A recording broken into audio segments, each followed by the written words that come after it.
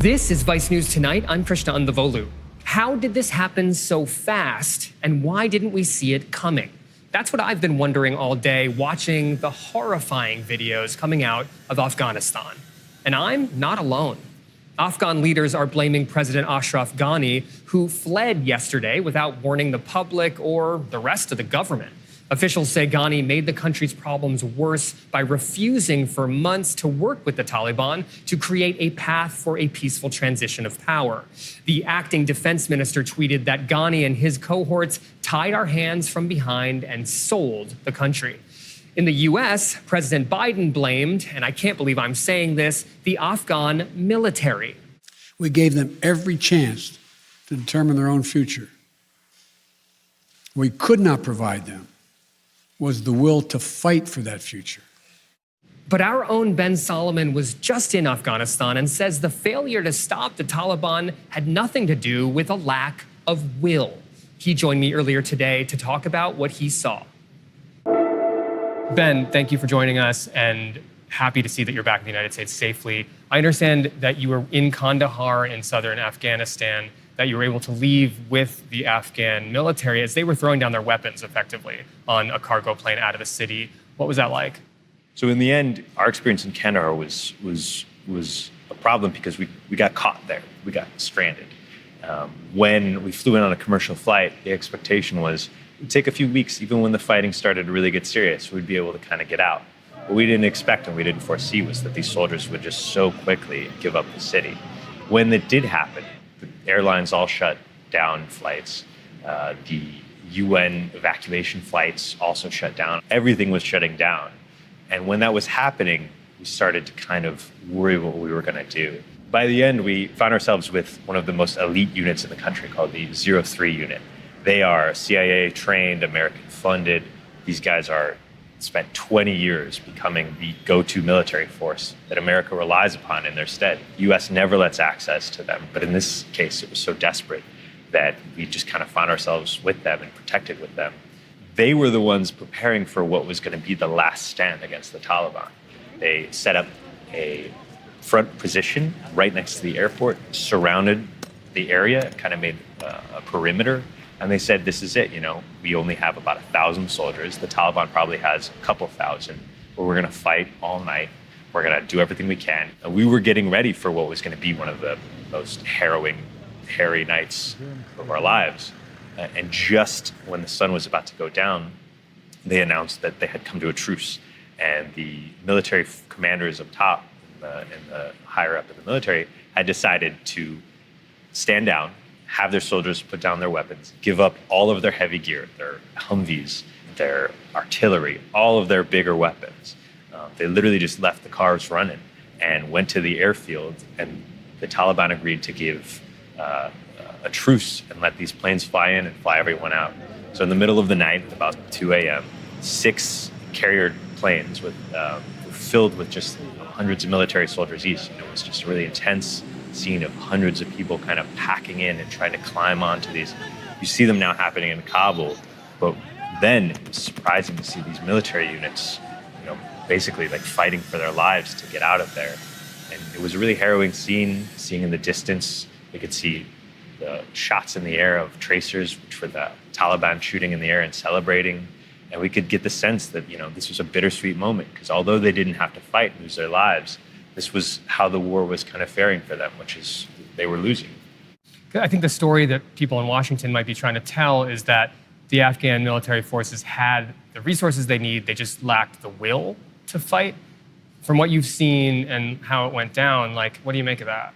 I think it's an oversimplification. And we spent a lot of time on the front line with the fighters in Kandahar, and they were exhausted. So they were outgunned, they were underfed, they were undersupplied, and they just were exhausted by it all. So this idea that they didn't have the gumption, they didn't have the ability or the will to get into the fight, it's not true. And it's disrespectful of these people that were really fighting. And when the dominoes started falling and these people were all handing it over, the bigger reality is the soldiers that did want to fight didn't have the support. Thousands of Taliban guys compared to just a few hundred willing soldiers is not a fair fight. I'm wondering what you're hearing about people on the ground that you have been in contact with who might be trying to get out, who are fearful of what a Taliban regime might entail in the near and the future. and what's going on? You know, it's the biggest problem right now is that the people that are trying to get out, it's not specific to people that work with the military or people that were interpreters. You know, it's not just any one subset. It's everyone. Everyone in the country is looking for a way out some way or another. I'm getting calls from high military officials asking if I know anybody that they can talk to. They're calling you. Calling me, asking if I have some contacts at some embassy or something that they don't know about. I'm getting calls from all of the people we worked with looking for any way out. And there's really no answer. So now, you know, we're living in this world where there's not a real thought going into what's going to happen with the Afghan people. Well, thank you, Ben. Glad to see you're back safe, and there's so much more to talk about and to see from your reporting. So thanks so much. Thanks.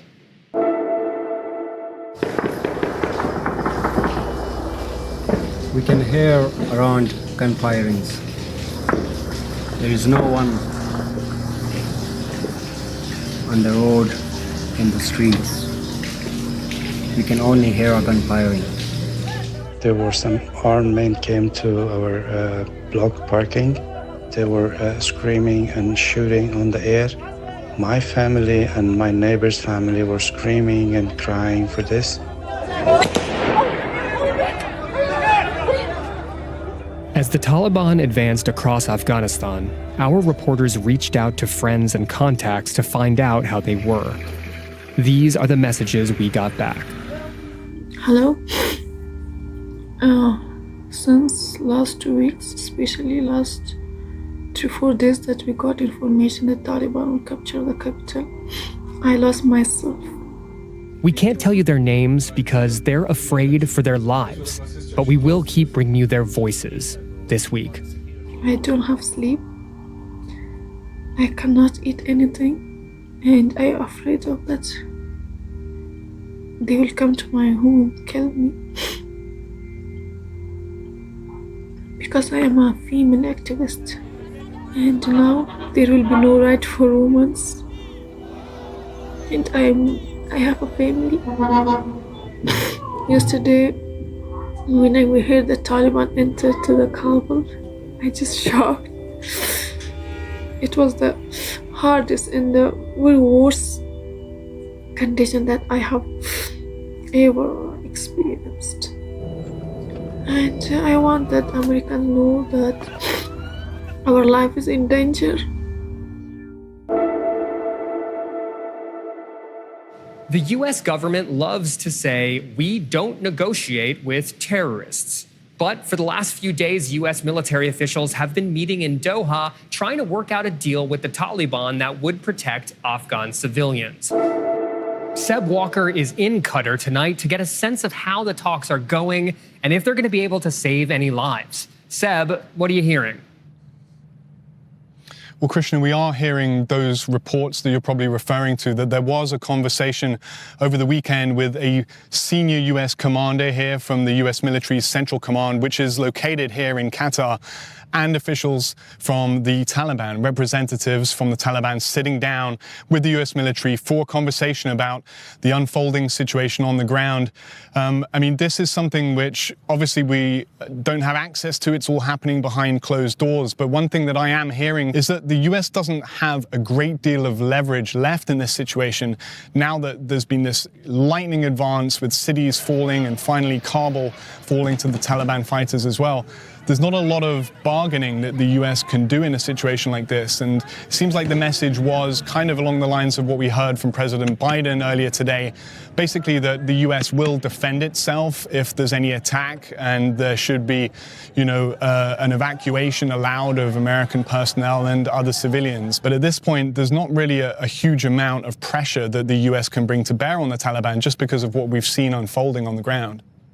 And wasn't that supposed to be the point of all those negotiations that took place there?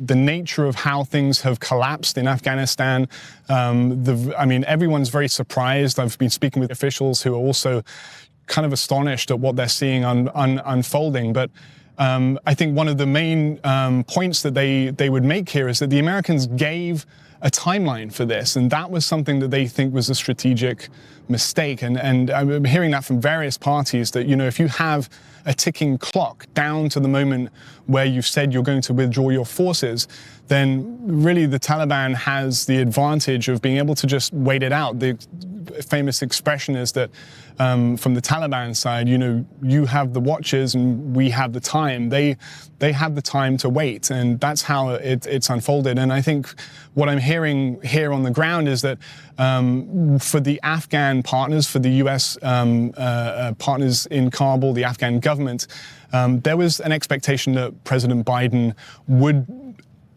draw this out a bit longer, that there would be some kind of change in policy from the Trump administration.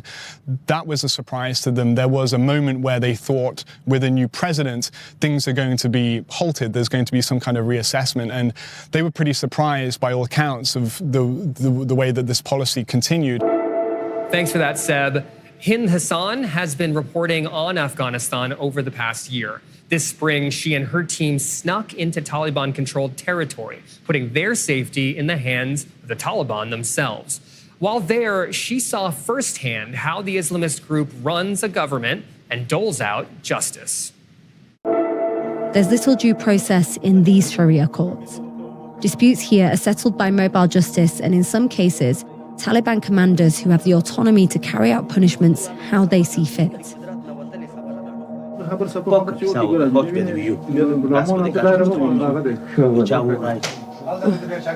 He just smacked him. What you're seeing right now is pretty much a Taliban court. You have in front of me is a local Taliban commander talking to somebody who's been accused of stealing. Surrounded by a group of Taliban fighters, the accused is forced to give a deposition to camera about whether he stole sheep from a local herder, as well as other crimes. He's been sitting in Taliban jail since his arrest and has no representation at this hearing.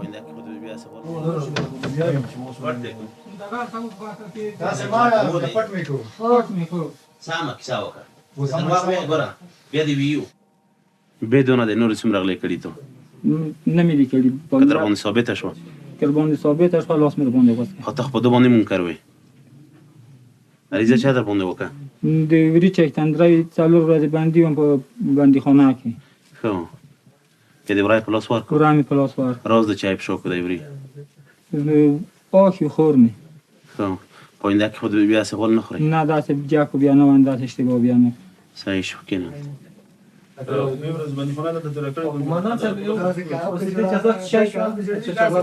دو جزا یا د لاس متول یا بازار کې په درو وایلی